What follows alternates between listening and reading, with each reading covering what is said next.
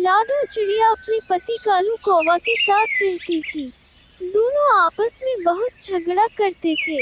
एक दिन अचानक से कालू कौवे को बहुत गुस्सा आया और वह लाडो के पास जाकर कहता है कि कल ही तू मेरा घर छोड़ दे, मैं तुझे अपने इस घर से निकाल दूंगा।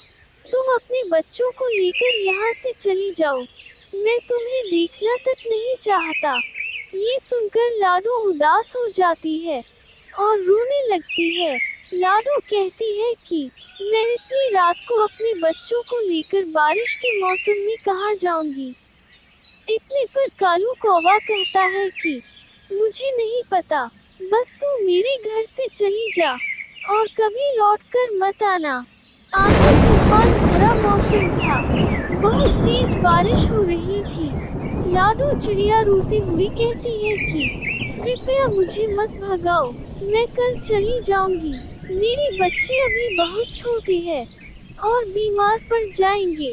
कालू को जरा भी दया नहीं आती है और वह कहता है कि मैं कुछ नहीं जानता, तुम बस यहाँ से चली जाओ। इतना कहकर कालू वहाँ से चला जाता है।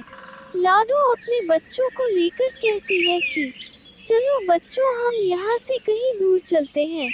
अब लगता है हमें यहाँ नहीं रहने दिया जाएगा। और लाडो अपने बच्चों को लेकर निकल पड़ती है। रास्ते में बहुत तेज आंधी तूफान आया होता है।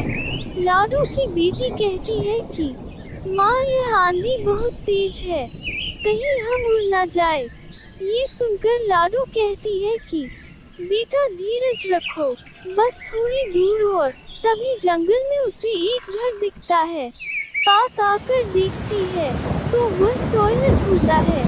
ये देखकर लाडो चिड़िया कहती है कि अब लगता है आज रात हमें यहीं रहना पड़ेगा। लाडो चिड़िया अपने बच्चों के साथ उसी टॉयलेट में रुक जाती है और अपने बच्चों से कहती है कि शायद हमारी किस्मत में यही है, अब हमें यहीं रहना पड़ेगा कुछ दिन, जब तक कि हमारे रहने की व्यवस्था नहीं हो जाती। सभी उदास बच्चे अपनी माँ की तरफ देखकर ही कहते हैं कि कोई बात नहीं माँ, हम यहाँ रह लेंगे, आप चिंता मत कीजिए। और अगले दिन अपने बच्चों से कहती है कि मीनू, तुम सबसे बड़ी हो, इसलिए तुम्हें सभी का ख्याल रखना होगा। मैं कुछ काम के लिए और अनाज की व्यवस्था के लिए जा रही हूँ। उदास लाडो इधर उधर भटकती है और सभी से काम मांगती है। तभी उसे एक घर नजर आता है जो कि बहुत ही बड़ा रहता है। वहां जाकर लाडो कहती है कि क्या यहाँ कोई काम मिलेगा। ये सुनकर पहरेदार पक्षी कहता है कि नहीं, यहाँ पर कोई काम नहीं है। उस घर की मालकिन रानी चिड़िया सोई रहती है। तभी उसके कानों में कुछ आवाज जाती है और वह कहती है कि कौन आया है। इतने पर पहरेदार पक्षी कहता है कि पता नहीं, कोई एक चिड़िया है, अपना नाम लाडो बता रही है और कह रही है कि मुझे काम चाहिए। इस पर रानी चिड़िया बाहर आती है और लाडो से कहती है कि तुम मेरे घर में खाना बना लो और झाड़ू पोछा कर देना और मेरे सब्जियों को पानी दे देना, जिससे तुम्हारा काम हो जाएगा और मुझे इसकी आवश्यकता भी थी। लाडो खुशी खुशी उस घर में काम करने लगती है और अब अपने बच्चों का भरण पोषण करती है। एक दिन रानी चिड़िया पूछती है कि लाडो, तुम्हारा घर कहाँ है। ये सुनकर लाडो रोने लगती है और कहती है कि मालकिन, मैं एक टॉयलेट में रहती हूँ, वहीं पर मेरे बच्चे रहते हैं।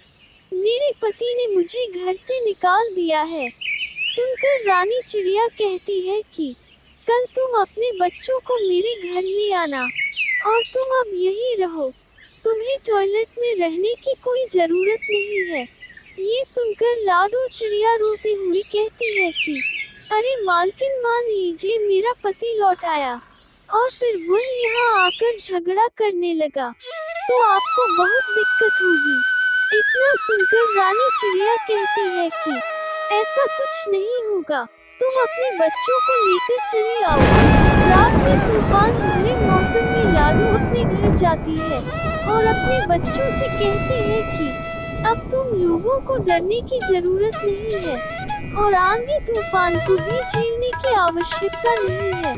अब हम रानी चिड़िया के घर रहेंगे। उन्होंने हमें अपने घर रहने के लिए बुलाया है और उन्होंने ये भी कहा है कि वो तुम लोगों को अच्छी शिक्षा देंगी। ये सुनकर लाडू चिड़िया के सभी बच्चे खुश हो जाते हैं। अगले दिन लाडू चिड़िया अपने बच्चों को लेकर रानी चिड़िया के घर आ जाती है। रानी चिड़िया चाबी देती है और कहती है कि तुम अब इस घर में रहना और अपने बच्चों की यही देख-रेख करना। मैं तुम्हारे बच्चों को पढ़ाने के लिए व्यवस्था कर दूंगी। लाडू सुनकर बहुत खुश हो जाती है और अपने मालकिन का आभार व्यक्त करती है और अब सभी खुशी-खुशी उस घर में रानी चिड़िया के साथ रहने लगते हैं। जंगल में बहुत तेज बारिश हो रही थी। सभी चिड़िया अपने अपने काम पर गई थी और अपने अंडों को अपने सरदार के पास छोड़ गई थी, क्योंकि उन्हें भय था कि उनके अंडे बारिश में टूट ना जाए। एक घर में बैठी बूढ़ी सरदारनी उन अंडों की देखरेख कर रही थी। तभी भटकते भटकते एक दुष्ट कौवा जंगल में आ जाता है और वह बारिश में इतना भीग गया था कि वह सोचता है कि अब वह क्या करे। पास ही उसे सरदारनी का घर नजर आता है और वह उसके घर के बाहर खटखटाता है।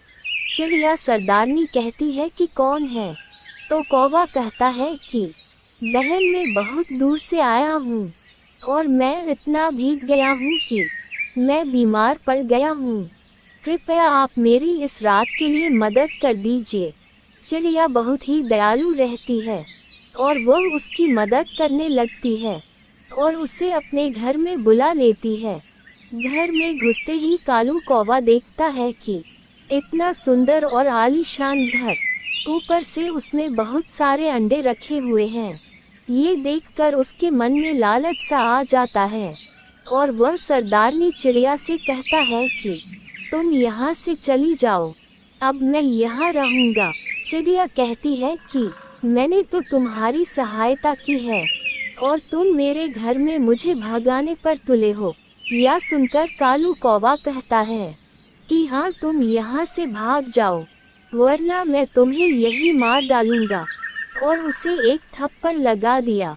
बूढ़ी सरदारनी डर जाती है और घर के बाहर चली जाती है। अगले दिन बारिश बंद होती है तो सभी पक्षी सरदारनी के घर अपने अपने अंडे लेने आते हैं।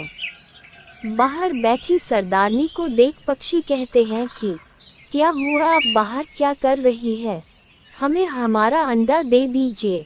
ये सुनकर सरदारनी रोने लगती है और कहती है कि घर में एक कौवा रात में आया था और उसने हमारे घर पर कब्जा कर लिया है और वह कह रहा है कि मैं अब इस घर से नहीं निकलूंगा और मुझे डर है कि कहीं वह धीरे धीरे हमारे अंडे ना खा जाए, जिससे कि हमारे भविष्य का नाश हो जाएगा।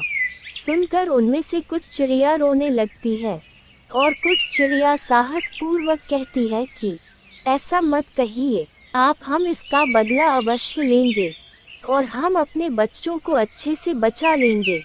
और एक चिड़िया कालू कौवा के घर के बाहर दरवाजा खटखटाते हुए कहती है कि तुम हमें हमारा अंडा दे दो, वरना हम तुम्हें यहाँ पर मार डालेंगे। ये सुनकर कौवा बाहर आता है और कहता है कि तुम्हारी इतनी हिम्मत कि तुम लोगों मुझे मार डालोगे, तुम्हें समझ नहीं आता, तुम लोग यहाँ से चले जाओ। ये घर बहुत बहुत सुंदर है और मैं यहाँ रहूँगा। रात हो जाती है और रात में कालू कौवा कहीं घूमने के लिए निकलता है। तभी उसमें से एक चिड़िया चालाक होती है और वो धीरे से घर के अंदर घुस जाती है। अंदर घुसकर देखती है कि अभी सभी अंडे सुरक्षित है और धीरे धीरे सभी के अंडे को घर से बाहर निकाल देती है। फिर घर में आग लगा देती है, जिससे कि पूरा घर जल जाता है। थोड़ी देर बाद जब कौवा लौट कर आता है तो देखता है कि घर पूरी तरीके से जल चुका है और कहता है कि तुम लोगों ने ये क्या कर दिया। एक चिड़िया कहती है कि हमने अंडे को बचा लिया है। कौवे को अपनी गलती का पश्चाताप होने लगता है और वह कहता है कि मुझसे बहुत बड़ी गलती हो गई, मुझे ऐसा नहीं करना चाहिए था आप लोगों के साथ।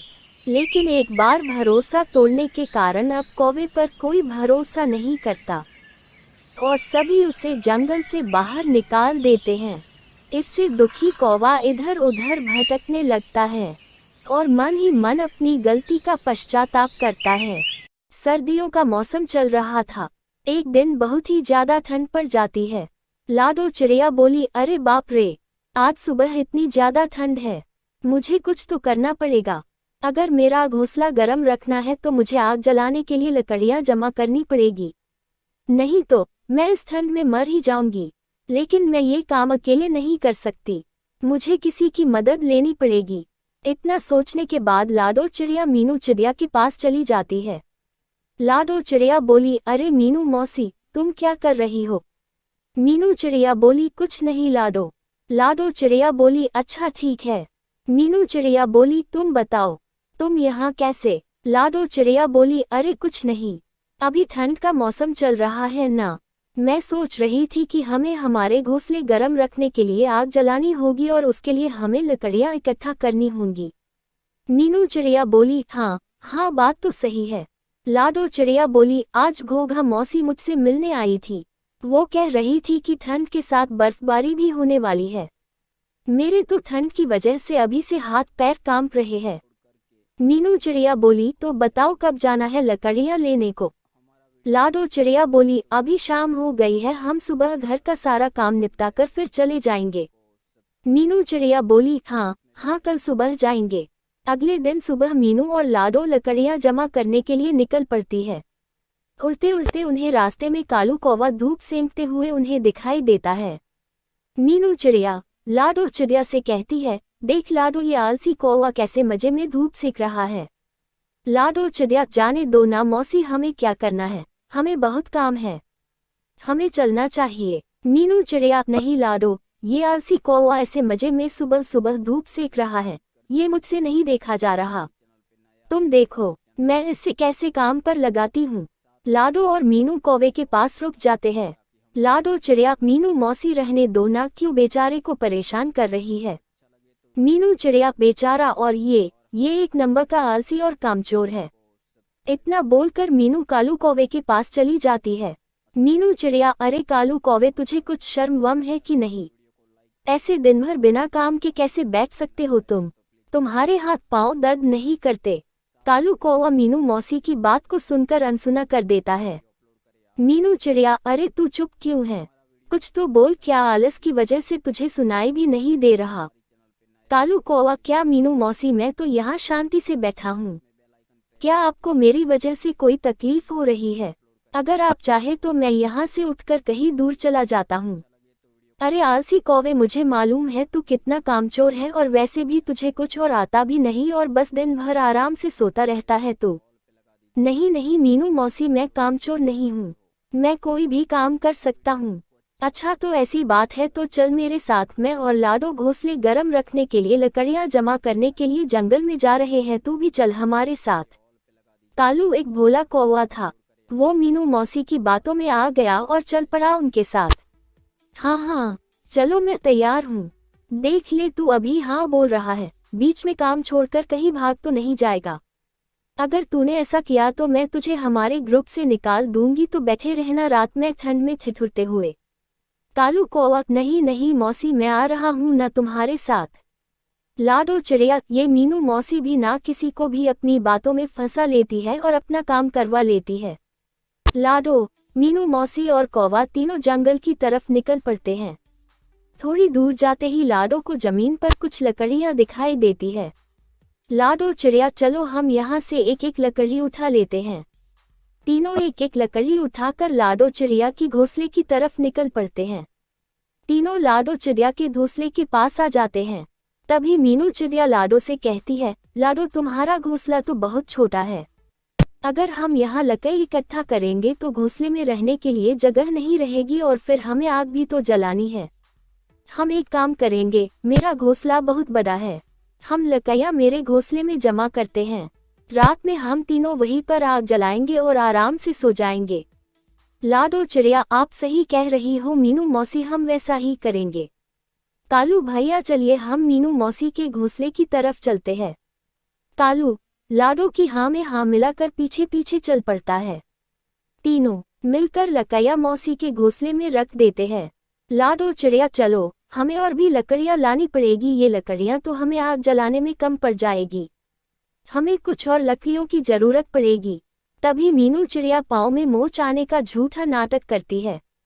मीनू चिड़िया, अरे बाप रे, उई माँ, मर गई रे, शायद मेरे पैर में मोच आई है, अब मैं लकड़ियाँ नहीं उठा पाऊंगी।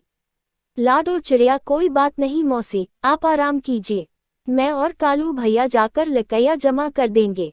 इतना बोलकर लाडो और कालू वहां से लकड़ियाँ लाने के लिए उड़ जाते हैं। दिन भर दोनों लकड़ियाँ जमा कर रहे थे। ऐसा करते करते मीनू मौसी के घर में लकड़ियों का ढेर लग जाता है। मीनू चिड़िया, अरे वाह, इसे कहते हैं सुकून की जिंदगी। रात में तीनों मिलकर मौसी के घर आग जला लेते हैं और आराम से सो जाते हैं। जब सुबह हो जाती है कालू कहता है कि कल तो बहुत अच्छी नींद आई मुझे, लेकिन अब मुझे बहुत ज्यादा भूख लग रही है। लाडो चिड़िया, भूख तो मुझे भी लगी है कालू भैया, देखते हैं मीनू मौसी के घर कुछ खाने के लिए है कि नहीं। लाडो मीनू मौसी से कहती है, अरे मीनू मौसी, हमें बहुत भूख लगी है, आपके पास कुछ खाने को है। मीनू चिड़िया, हाँ, मेरे पास थोड़ा अनाज बचा है, आखिर तुमने हमारे लिए इतना सारा काम जो किया है। दोनों थोड़ा थोड़ा करके अनाज खा लेते हैं। खाना खाने के बाद लाडो कालू से कहती है, चलो कालू भैया, हमें और लकड़ियाँ जमा करनी होगी। तभी मौसी उन दोनों को रोक लेती है और कहती है, लाडो तुम एक काम करो, तुम लकड़ियों के बजाय अनाज जमा करो, घर में सिर्फ थोड़ा ही अनाज बचा है, अगर मैं अकेली होती तो अनाज बच जाता, लेकिन अब हम 3 लोग हैं इसलिए हमें और अनाज चाहिए। लाडो चिड़िया, आप सही कह रही हो मौसी, मैं और कालू भैया अभी निकलते हैं। दोनों अनाज लेने के लिए निकल पड़ते हैं। उधर लाडो और कालू मेहनत कर रहे थे और इधर मतलबी मीनू मौसी मजे से अपने घोंसले के बाहर धूप सेंकते हुए बैठी थी। ये सर्दियाँ कितनी अच्छी होती है, रात में आग जलाओ और दिन में मस्त धूप सेको। ये दोनों अनाज लेकर वापस आए, तब तक मुझे घर का दरवाजा अंदर से बंद कर लेना चाहिए। मैंने उन दोनों से झूठ कहा है कि अनाज खत्म हुआ है, लेकिन ऐसा नहीं है, मैंने बहुत सा अनाज पहले से ही जमा करके रखा हुआ है। अब मेरे पास रात में आग जलाने के लिए लकड़ियाँ भी बहुत है, मेरी पूरी सर्दियाँ ऐसे ही मस्त निकल जाएगी। इधर लाडो और कालू अनाज ढूंढते ढूंढते बहुत दूर तक आ जाते हैं और उन्हें वापस आते आते रात हो जाती है और इधर पीहू मौसी घर का दरवाजा बंद कर देती है। रात हो जाती है और दोनों मीनू मौसी के घर के बाहर आ जाते हैं। लाडो घर का दरवाजा खटखटाती है। लाडो चिड़िया, मीनू मौसी, ओ मीनू मौसी, दरवाजा खोलिए, हम हैं। कालू कौवा, शायद मौसी सो गई है, मैं देखता हूँ। अरे मौसी, जल्द दरवाजा खोलिए, बाहर बहुत ठंड है, अगर तुम थोड़ी देर में दरवाजा नहीं खोलोगी तो हम यहीं पर जम जाएंगे। मीनू मौसी को उन दोनों की आवाज़ सुनाई दे रही थी, लेकिन मतलबी मीनू मौसी ने दरवाजा नहीं खोला और चुपचाप अपने घोंसले में सोती रही। लाडो चिड़िया, कालू भैया, शायद मीनू मौसी सो गई, चलो हम मेरे घोंसले में चलते हैं, मेरे घोंसले में थोड़ी लकड़ी पड़ी है, हम आज रात वही लकड़ियाँ जलाकर सो जाएंगे। कालू कौवा, हाँ चलो चलो। थोड़ी देर बाद मीनू खिड़की से झांक कर देखती है। मीनू चिड़िया, मुझे लगता है शायद वो दोनों चले गए होंगे, मैं अब अकेली ही आग जला देती हूँ। मीनू मौसी आग जला देती है।